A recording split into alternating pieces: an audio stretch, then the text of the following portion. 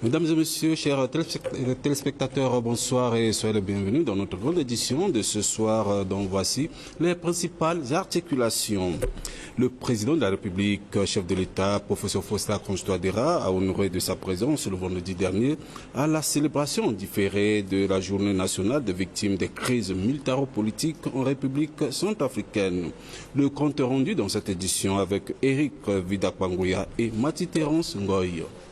Et puis le Conseil constitutionnel a proclamé le vendredi dernier les résultats du deuxième tour des élections législatives et du premier tour des législatives partielles du 26 avril 2026.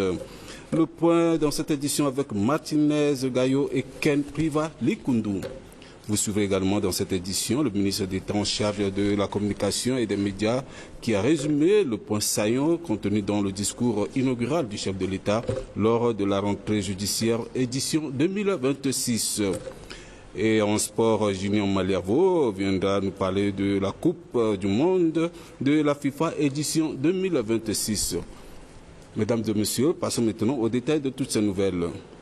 Le président de la République, chef de l'État, professeur Faustin Archange Touadéra, honoré de sa présence le vendredi dernier à la célébration en différé de la Journée nationale des victimes des crises militaro-politiques en République centrafricaine.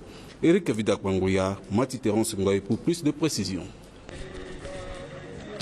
C'est aux environs de 16h10 que le président de la République, le professeur Faustin Archange Touadéra, à ses côtés, le président de l'Assemblée nationale, Simplice Mathieu Sarandi, le chef du gouvernement, Félix Moloa, les membres du gouvernement, les représentants diplomatiques ainsi que les différentes associations des victimes ont rendu un hommage de solidarité en mémoire des victimes et survivants des multiples crises que la République centrafricaine a connues dans le passé récent. Dans son intervention, l'un des responsables des associations des victimes de Centrafrique interpelle les autorités à doubler d'efforts dans la mise en œuvre des actions de justice, réparation, afin de répondre aux exigences des victimes. Pour cette 11e édition, comme vous le savez, nous demandons toujours la justice.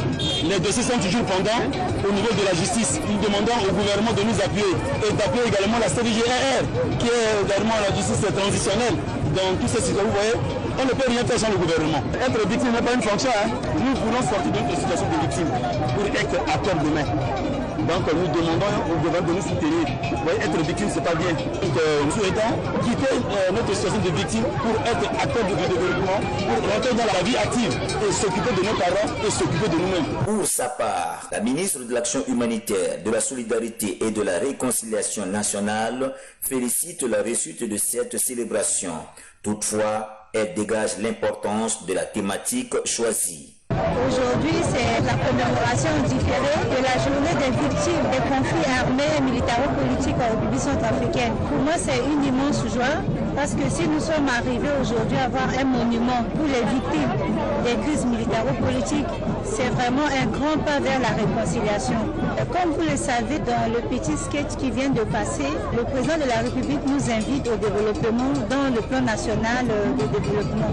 Donc nous ne pouvons pas, en tant que victimes, rester toujours en arrière et pleurer ce que nous avons vécu. Nous devons regarder vers l'avenir. Et c'est comme ça que pour regarder vers l'avenir, il faut aller dans la construction du pays, il faut aller vers le développement. C'est comme ça que les victimes ont bien réfléchi et elles ont identifié, elles ont choisi ce thème de développement. Cette commémoration en mémoire des victimes et survivants des crises militaro-politiques de la République centrafricaine a été solennellement couronnée par un dépôt de gerbes de fleurs par le président de la République, le professeur Faustin Archange Touadéra. Au-delà de cette modeste cérémonie riche en reconnaissance, le gouvernement centrafricain réitère son engagement à rendre possible les objectifs de la commission Vérité, Justice, Réparation et Réconciliation en République centrafricaine.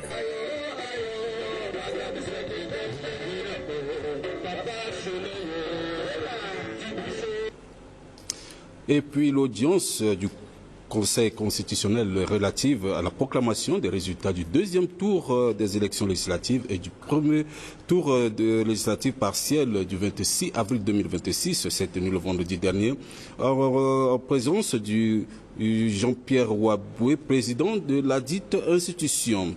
Plus de précisions avec Martinez Gayo et Ken Priva Likundu. À l'issue de cette audience du Conseil constitutionnel qui s'est tenue, l'opportunité a été donnée au rapporteur du Conseil de présenter le rapport relatif au contentieux des élections législatives, dans lequel il a fait mention du fait qu'après la publication des résultats provisoires par l'autorité nationale des élections, certains candidats ont saisi le Conseil constitutionnel par requête enregistrée au greffe de la dite institution, dont le nombre total est de 99. Le président du Conseil constitutionnel, en prenant la parole pour la lecture de la décision portant proclamation des résultats définitifs, en a profité de rappeler les faits sur lesquels les requérants se sont fondés pour saisir son institution. Au vu des points soulevés dans leur requête, dans la solution juridique tirée, les faits ont été examinés par le Conseil constitutionnel. En ce qui concerne la proclamation des résultats définitifs, certains candidats aux élections législatives du 26 avril 2026 sont déclarés définitivement élus députés de la nation. D'autres élections sont annulées dans certaines circonscriptions et certains candidats sont autorisés à se présenter au second tour. Suivez à cet effet un extrait de la délibération du président du Conseil constitutionnel. Le Conseil constitutionnel ordonne la reprise des élections dans la circonscription où les élections sont annulées et l'organisation du second tour dans les circonscriptions concernées conformément aux dispositions de la Constitution et du Code électoral. Article 9. Le Conseil ordonne au ministère des Finances et du Budget le remboursement de la caution aux candidats ayant obtenu au moins 10% de suffrages exprimés. Article 10. La présente décision sera notifiée au président de la République, au président de l'Assemblée nationale, au Premier ministre, au ministre chargé de l'administration du territoire, de la décentralisation et du développement local, au ministre chargé des Finances et du Budget, au ministre chargé du secrétariat général du gouvernement et des relations avec les institutions de la République, au président de l'autorité nationale des élections, aux candidats aux élections législatives du 26 avril 2026 et publié au journal officiel. Ainsi délibéré et décidé par le Conseil constitutionnel en sa séance du 19 juin 2026 où siégeait. Les requêtes introduites par les candidats au Conseil constitutionnel ont été tranchées conformément aux dispositions du Code électoral, de la Constitution et autres textes juridiques en vigueur.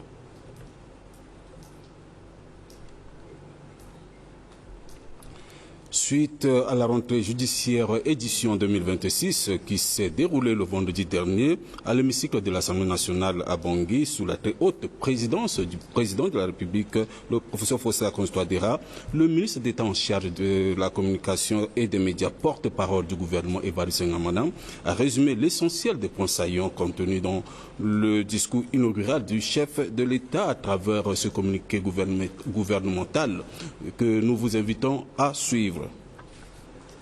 Communiqué gouvernemental.